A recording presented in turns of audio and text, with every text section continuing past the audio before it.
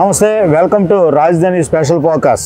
ప్రస్తుతం ఎన్నికలు సమీపిస్తున్నటువంటి పరిస్థితి ఉండటంతో రాష్ట్ర ప్రజలంతా ఈసారి ఏ ప్రభుత్వం రావాలనేటటువంటి ఒక ఆలోచనలో ఉన్నటువంటి పరిస్థితి. అయితే రాష్ట్రంలో అసలు ప్రజా సమస్యలకు సంబంధించి ఏమున్నాయనేటటువంటి ఒక ఆలోచన చేస్తే ప్రధానంగా రాజధానిలో మనం చూసినట్లయితే కనుక రాజధానిలో మహిళా రైతులు ఉన్నారు.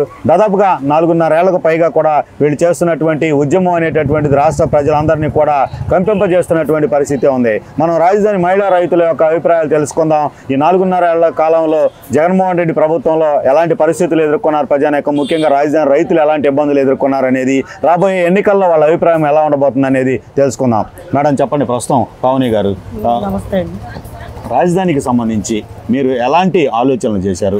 చంద్రబాబుకు ల్యాండ్ పూలింగ్ ద్వారా భూములు ఇచ్చిన సమయంలో, ప్రస్తుతం జగన్మోహన్ రెడ్డి వచ్చిన తర్వాత మీ యొక్క ఆలోచనలో ఏ విధంగా రివర్స్ అయిన పరిస్థితి ఉంది? ఎలాంటి ఇబ్బందులు పడుతున్నారు? జయం రావుతండి. మేము గత ప్రభుత్వంలో భూములు ఇవ్వాలి, ఇక్కడ రాజధాని ఏర్పాటు చేస్తున్నామంటే మాకు అసలు ఏది తెలియదండి. ఆ రోజుల్లో మహిళలుగా మాకు తెలీదు. మా ఇంట్లో పేరెంట్స్ చెప్పని, మా హస్బెండ్స్ చెప్పని, ఎవరు చెప్పినా ఇక దాన్ని బట్టి రాజధాని ఏర్పాటు చేస్తే మనం ఉన్న భూమి అంతా ల్యాండ్ పూలింగ్కి ఇవ్వాలి, మనకు 25% ఇస్తారు, దానిలోనే డెవలప్ చేసిస్తారు, 10 సంవత్సరాలు కౌలు ఇస్తారు, ఈ రకంగా చెప్పారండి. చెప్తే ఇక మేము మహిళలుగా అంతగా ఏం పట్టించుకునే వాళ్ళం కాదు. ఏదో ఇల్లు చూసుకోవటం, ఇంట్లో పిల్లల్ని చూసుకోవటం ఇంతవరకే ఉండేది. ఇక అలాంటిది ఆ రోజు ఇక అందరం సంతోషంగానే భావితరాల భవిష్యత్తు బాగుంటుంది, పిల్లలందరూ బయటకు వెళ్లకుండా కంపెనీలు వస్తాయి, జాబులు ఇక్కడే వస్తాయి, అందరూ బాగుంటారు, అందరికీ పని కల్పించినట్టు అయింది, ఎక్కడెక్కడికో వెళ్లకుండా అని అన్నారని సరిలేని అందరం సంతోషంగానే ఇచ్చామండి. అప్పుడు డెవలప్మెంట్ ఆల్రెడీ హైదరాబాద్ అంతా చూసాం, బాబు గారు డెవలప్మెంట్ ఎంత చూసాం కాబట్టే ఇక బాగానే ఉంటుందని ఇచ్చామండి. అందరం ఇచ్చిన తర్వాత ఇక 70% పనులు పూర్తయినాయి. సీడ్ యాక్సెస్ రోడ్లు కానీ, సచివాలయం, బిల్డింగ్లు కట్టేశారు, పనులు జరుగుతున్నాయి, కోర్టు జరుగుతుంది, మళ్ళీ కాలేజీలు వచ్చినాయి, బీటెక్ కాలేజీలు, ఇవన్నీ జరుగుతుండగా 4 సంవత్సరాలు గడిచిపోయినాయి. ఎంతోమందికి పనులు కల్పించారు. అసలు ఎక్కడెక్కడ వాళ్ళందరూ వచ్చి దైవిద్యమానంగా వెలిగిపోతూ ఉండేది ఇక్కడ అంతా పనులతో. అలాంటిది ఇక మళ్ళీ ఎలక్షన్లు వచ్చినాయి, ప్రభుత్వం మారింది. ప్రభుత్వం మారిన దగ్గర నుంచి అంతా శూన్యం చేసేసారు. వస్తానే ఈ అమరావతి మీద మరకలు మొదలుపెట్టారు వాళ్ళు. వస్తానే విధ్వంసానికి తయారైపోయారు. ఏ రకంగా అయితే పనులకు బయట నుంచి వచ్చి పనులు కల్పించితే పనులు చేసుకున్నారో ఒక్కొక్కటిగా తరలిపోవటం, ఎక్కడ పనులు అక్కడ స్తంభించిపోయి ఆగిపోయినాయి. ఎక్కడ చూసినా ఇక ఎక్కడ డెవలప్మెంట్ లేదు. 70% పూర్తయింది, ఆగిపోయింది. ఆ కోర్టు కొంచెం కంప్లీట్ అయినవి మాత్రం జరుగుతున్నాయి. హైకోర్టు, సచివాలయం, సెక్రటేరియట్, వీటిలో మాత్రం జాబులకు వచ్చారు. ఆ వచ్చిన వాళ్ళ వరకే వస్తున్నారు తప్పితే ఎవరు కొత్త వాళ్ళు అనేది లేదు. ఇక్కడ ఉండాలకు అసలు లేకుండా పోయింది. కౌళ్ళు ఇస్తామన్నారు, గత ప్రభుత్వం వాళ్ళు ఇచ్చారు కౌళ్ళు. ఈ ప్రభుత్వం వచ్చిన దగ్గర నుంచి ప్రతిసారి సిఐడి ముట్టడికి వెళ్తేనో కోర్టు మెట్లెక్కితే తప్పితే అసలు కౌళ్ళు ఇచ్చే ప్రాప్తమే లేదు. 2 సంవత్సరాల నుంచి అసలు ఇవ్వటం లేదు. ఏం చేయాలని మా బాధలు ఇక ఎలా ఉండాలంటే అలా ఉంది. దేవుళ్ళని మొక్కుకుంటున్నాము, ఆ కోర్టులకే చెప్పుకుంటున్నాము మా బాధలు. ఏ ఒక్కళ్ళు వస్తున్నారా, ఎవరొచ్చి మనకి మంచి మాట చెబుతారా, ఈరోజు అని ఎదురు చూస్తానే మాకు 4 సంవత్సరాలన్నర గడిచిపోయింది.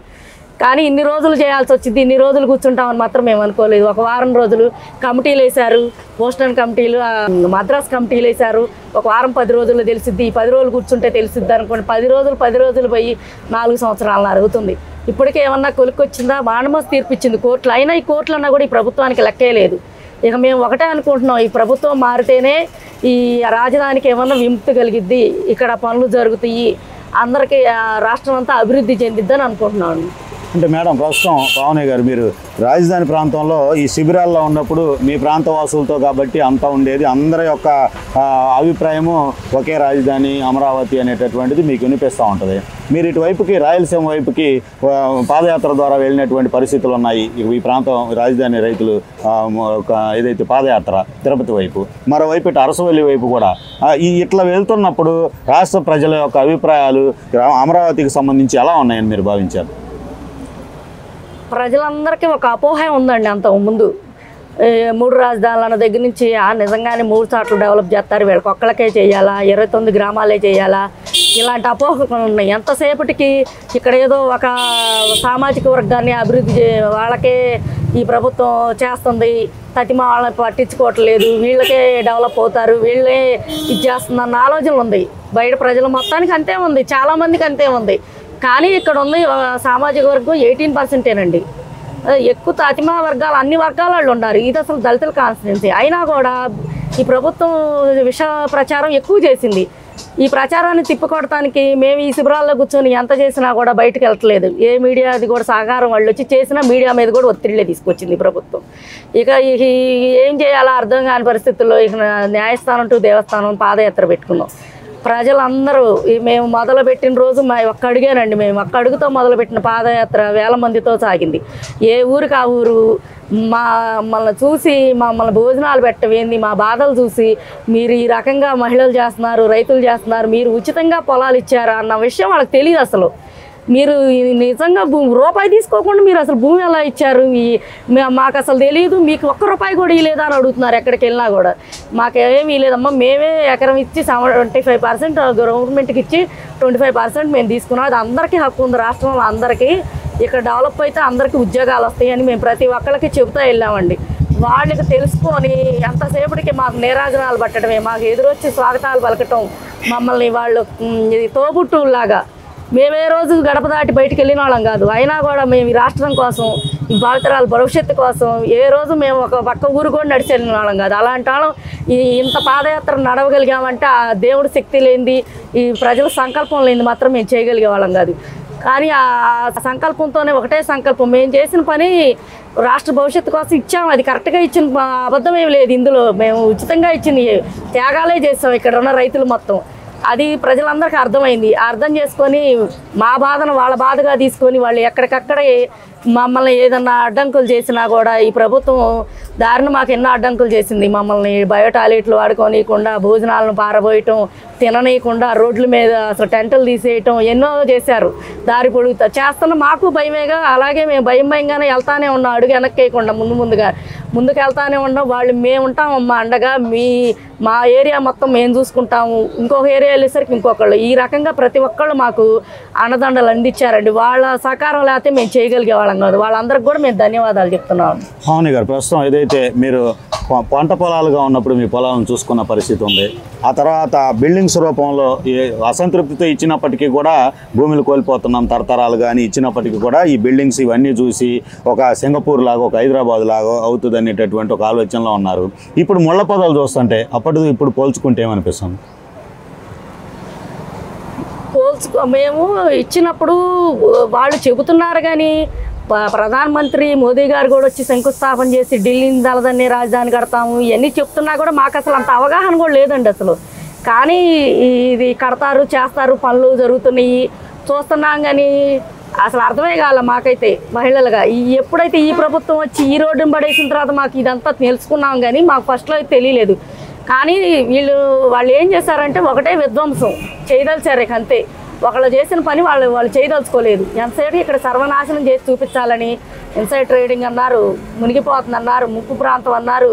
ఇక ఈ నాశనం చేయటం మొదలుపెట్టిన దగ్గర నుంచి ఎక్కడా ఒక పని చేయకుండా పూర్తయిన వరకు అంతవరకు ఉన్నాయి. తతిమాది మొత్తం పొలాలన్నీ కంప చెట్లు, ముళ్ళ కంప చెట్లు బాగా పెరిగిపోయినాయి. వాళ్ళు దాన్ని అప్పుడు ఇట్లా పనికిరాదని చూపించడం మొదలుపెట్టారు. ఈ వర్షం అసలు ఎప్పుడు ఇక్కడ నీరు మునిగేది కాదు. అలాంటిది బ్యారేజీ కట్ట మొత్తం నీళ్లు ఆపేసి గేట్లు ఎత్తకుండా ఈ నీళ్లు కట్టవతలకు రావాలని ఎంతో ప్రయత్నాలు చేశారు. కానీ అది కూడా ఏం జరగలేదు. అన్ని చోట్ల అన్ని సర్వేలు చేసి ఇక్కడ భూమి కూడా బాగుందని అప్పుడు అన్ని కమిటీలు వేసి ఇక్కడ కట్టడానికి మొదలుపెట్టారు. అంతేగాని వీళ్ళు ఇష్టం వచ్చినట్టు వీళ్ళు విష ప్రచారం చేసినంత మాత్రాన ఇక్కడ ఏం జరగదు. పైన భగవంతుడు ఉన్నాడు, ఏదైనా మంచే జరిగిద్ది. లేట్ అవ్వచ్చు, కాకపోతే న్యాయం కూడా రాజధాని రైతులకే జరిగిద్ది. ఇది మా ఒక్కళ్ళదే కాదండి, వాళ్ళంతా ప్రజల రాష్ట్రంలో ఉన్న అందరిది, మా 29 గ్రామాలది ఏం కాదు. అందరూ తెలుసుకుంటున్నారు. తెలుసుకొని రాబోయే ప్రభుత్వం మంచి ప్రభుత్వాన్ని ఎన్నుకుంటారని మేము కోరుకుంటున్నాం. మేడం, భావని గారు, ప్రస్తుతం ఏదైతే రాష్ట్ర ప్రజలంతా కూడా కొన్ని సమస్యలతోనే ఉన్నారు. ఏది ధరల పెరుగుదలకు సంబంధించి కావచ్చు, అలాగే రిజిస్ట్రేషన్ వాల్యూలు పెరుగుదా, భూ కబ్జాలు, ఇట్లాంటి సమస్యలన్నీ ఉన్నాయని చెప్పి అంటున్నారు. అయినా జగన్మోహన్ రెడ్డి 175కి 175 నాకే అంటాం అనేది దాన్ని మీరు ఎలా భావిస్తారు? ప్రజలకి ఎంత తెలిసినా కూడా ఉచితాలు ఇస్తున్నామంటే దాని మీదే ఉంటుంది కానీ తర్వాత అది మళ్ళీ భారం వాళ్ళని ఎత్తున వేసేది తెలియట్లేదు వాళ్ళకి. ఈరోజు ఇచ్చేది కనపడుతుంది కానీ రేపు లాక్కునేది కనపడతలేదు వాళ్ళకి. ఈరోజు అవి పెన్షన్లు పెంచామన్నారు, అవి అంటున్నారు. కరెంటు బిల్లులు ఎంత పెంచేశాడండి, 9 సార్లు పెంచాడు. ధరలు ఏనాడన్నా ఉండయండి. సగటు మహిళలుగా మేము చూస్తున్నాం. ఏ రోజన్నా ఈ గ్యాస్ బండ్లు కానీ నిత్యావసర సరుకులు కానీ ఇంత రేట్లు ఉన్నాయా ఏ ప్రభుత్వంలో అయినా?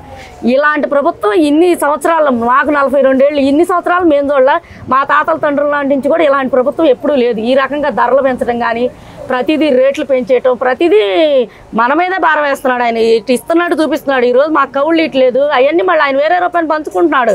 అంతేగాని వాళ్ళు ఏమన్నా పని కల్పిస్తున్నారా, ఏదైనా ఆదాయం వనరులు తీసుకొస్తున్నారా? ఆదాయం ఉంటేనే కదా సంక్షేమాలకు కానీ దేనికైనా ఉపయోగపడతాయి. వీళ్ళకేమో అర్థం కాదు. కొంతమందికి ఎంతసేటికి మన జేబులో లాక్కొని మళ్ళీ మన ఎత్తునే వేస్తున్నాడు అనేది తెలియట్లా. తెలుసుకున్న వాళ్ళేమో మారుతున్నారు, తెలవని వాళ్ళేమో ఇంకా ఏంటో వస్తున్నాయి అన్న ఆలోచనలోనే ఉంటున్నారు. నిదానంగా అందరూ తెలుసుకుంటారని మేము అనుకుంటున్నాం. రాష్ట్ర ప్రజలకి రాబోయే 2024 ఎన్నికల్లో ఎలా ఓటు హక్కును ఎలా వినియోగించుకోవాలని, ఏ విధంగా వాళ్ళు రాష్ట్ర ప్రభుత్వాన్ని ఎన్నుకోవాలని, ఏ టైప్ ఆఫ్ స్టేట్ గవర్నమెంట్ ఎన్నుకోవాలని మీరు విజ్ఞప్తి చేస్తారు? ప్రస్తుతం ఉన్న ప్రభుత్వానికి సంబంధించి, రాబోయే ప్రభుత్వానికి సంబంధించి మీరు ఏం చెప్తారు రాష్ట్ర ప్రజలకు? ఇప్పుడున్న ప్రభుత్వం మాత్రం మాట తప్పను మడిని తిప్పనని చెప్పిన అన్ని అబద్ధాలే. ఏ పని చెప్పినా, ఏ మాట చెప్పినా అన్ని అబద్ధాలే. ఆ రోజు అసెంబ్లీలో ఏం చెప్పారండి? ఎస్ అని చెప్పి రాజధాని ఇక్కడే అమరావతిలోనే ఉంటుంది, మేము అమరావతిలోనే ఇల్లు కట్టుకున్నాను, ఇవన్నీ ప్రతి మాట అబద్ధాలే. ఆ ప్రభుత్వం ఇప్పుడు చెప్పే ప్రభుత్వం మొత్తం అన్ని అబద్ధాలే చెబుతుంది.